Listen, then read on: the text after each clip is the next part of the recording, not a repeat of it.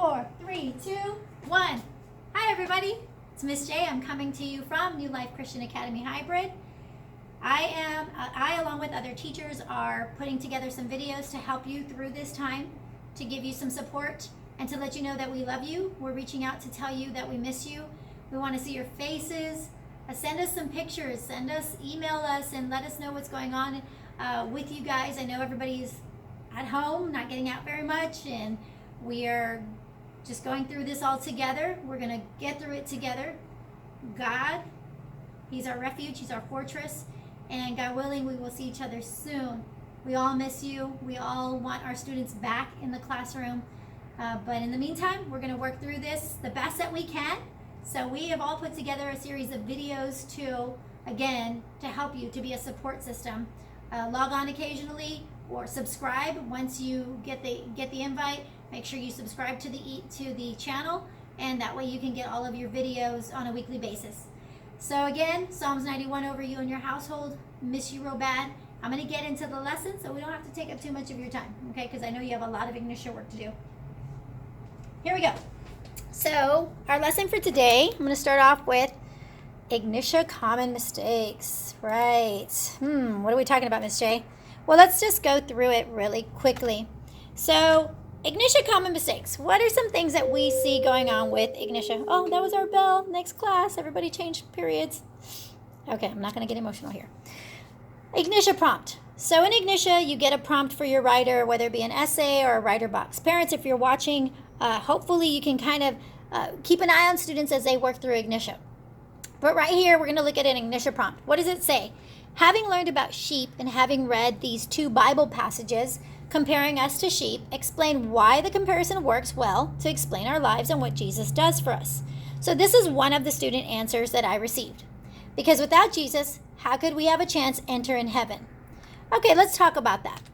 So what went wrong? Well, first, the student did not answer the prompt correctly.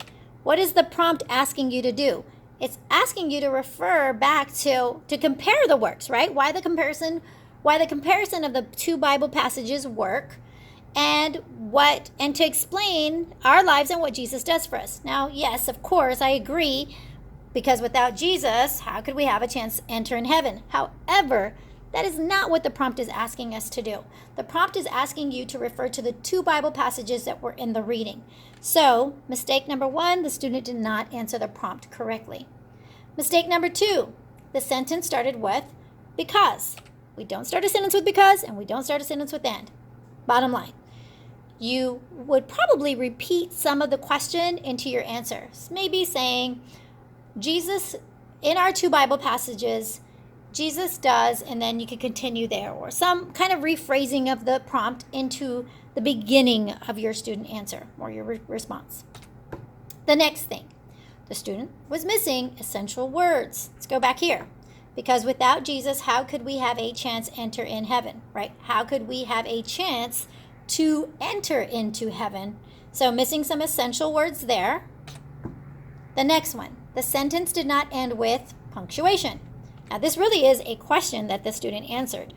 Because the student gave us an answer. Because without Jesus, how could we have a chance to enter into heaven? Right, he's asking a question or she's asking a question. So it should have ended with a question mark. Next thing. The student did not give an explanation to what was requested. Well, that kind of sounds like the first one, right, Ms. J? No. Let's talk about that. What is an explanation? Well, an explanation is detail. So giving some details, going back into the text, getting some information, giving it back in as proof of what you're saying. You want to provide us with some evidence. You want to provide me with you understanding that you knew what they were talking about. You understood it. You read through it. You tried to understand it as best as you could, and then you repeated some of the things that you learned in your own words. If you copy it word for word, what is that called, students? That's right, plagiarism. We don't plagiarize, right? We don't copy word for word. So an explanation. Whenever you see in your Ignitia prompt the word explain or detail, what am I looking for? I'm looking for several sentences. Shouldn't just be just one quick sentence, because that's really not an explanation.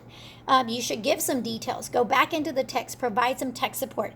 And parents and students, that is what would give me a good, solid response to what is being asked of you. Make sure you're answering what's being asked. Although this is true, it's not what is being asked of you. Okay, some reminders. Ignitia reminders. Take notes on all your quizzes. Okay, take notes in all your subjects. So in your subjects, and we're going to go here, I'm going to look through an example of a lesson. Let's get you right there. Okay, so looking at this example, right? Going big. This is language arts. Your note should say language arts, English in the United States is the title, right? The assignment and the unit number. So we know this is unit 2, assignment 3. And then you read through the text and you take notes. I'm going to jump to the bottom one here. Do not go, oops, it's my ear hugs. Do not go straight to the questions. Read the material first. So what sometimes students like to do, mom and dad, listening? Sometimes they come in and they go, I'm just going to go straight to the questions and I'm just going to answer through the questions and I don't really need to read it. I'll guess and maybe I'll get it right. On true and false, I mean, hey, 50-50, right? But that's not what we want to be doing. We definitely want to read through the lesson and take good notes. Back to my reminders. Use notes for quizzes. Right there. So you can use your notes for your quizzes. Oh, somebody's tardy. So use notes for your quizzes. If you take good notes on Ignitia, right, you can use them on your quizzes, which is really good. That's what you want to do. But what you don't want to do is use your notes for your tests. So do not use notes for tests. You study your quizzes and notes before taking a test and read through all the material. Okay, so all of these reminders, let's go through the lesson really quickly so I can show you what I'm looking for. When you get into a lesson, again, this is nothing that you probably aren't already doing, but just as a reminder, and parents, since you have them there, you can kind of monitor this. Make sure the students are reading through the lessons. Make sure that they go through the vocabulary, okay? Make sure that they play the vocabulary arcade, some games here for them to play. If you see these little, and there's always these little visuals to help. If you see something like a tiny tutor, click on the tiny tutor. Listen to what the tiny tutor is telling you. Rules governing how a language is used. Did you know that English has 2 grammars? Did you? Okay, so what you want to do is you want to click through all of these little helpful tools that Ignitia gives you, because that's going to help you in your lesson. Do not overlook Tiny Tutor. Don't ignore Tiny Tutor. Don't avoid playing these games. You guys have lots of time at home, right? So take your time through these lessons.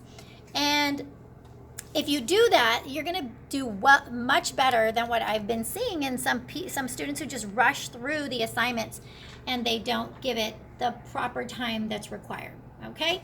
You guys know my email. I'm not going to say it on YouTube because I don't want random people emailing me, but I do want my students and my parents emailing me.